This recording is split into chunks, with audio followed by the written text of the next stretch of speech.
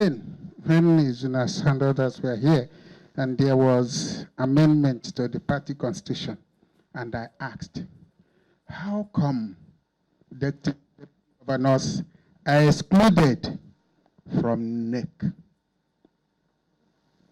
You include speakers of state houses of assembly.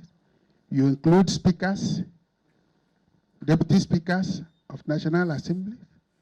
But the deputy governors, sir, with all the experiences, with the followership they carry, are not involved. Sir, that is something that bothers us.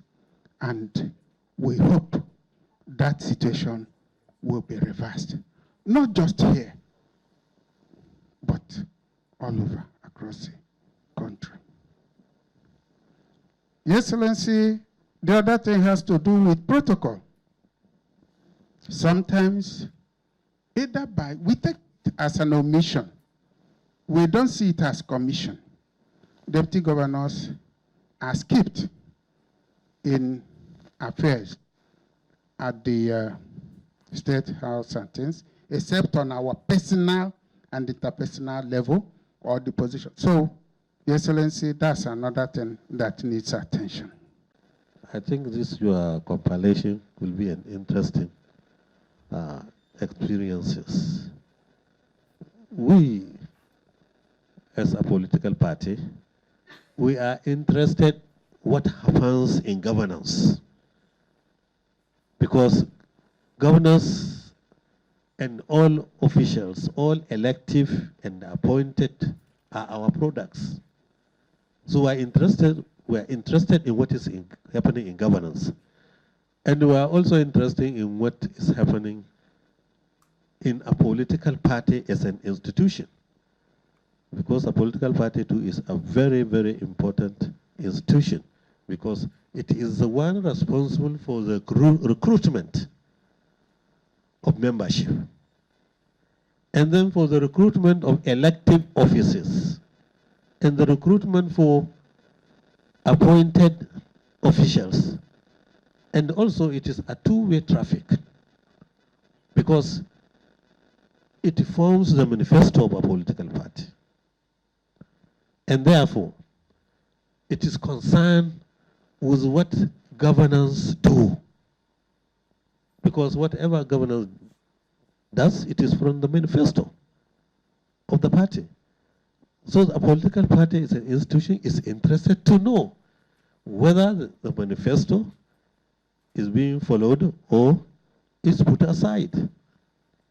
And also it can harness the demand of people and make it into an agenda for a ruling government. So you can see a two-way traffic: to get something from government, pass it to the masses.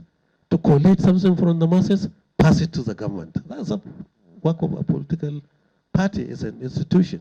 We intercepted 4 kg of cannabis sativa, which is India hemp, meth and methamphetamine from one particular person. We arrested another Abubakar Tijani, age 33, with cannabis sativa weighing 14 kilograms. But particularly the one that actually caught our attention is nabbing of one of the major distributors of psychotropic drugs in Kwara State. He gave us his name as Chidi Godwin. But it interests you that this same particular person was arrested last year in January, and he gave us his name as Chidi Jonathan. So that's aroused our interest to do further investigation. We were able to get to his house, apartment, and do more search. And we now discover that his real name is actually Nwankwo Chidebere Innocent. He's a notorious supplier of psychotropic substances. He sent his consignment from Lagos. We intercepted the vehicle, and he was cleared to come and collect his consignment.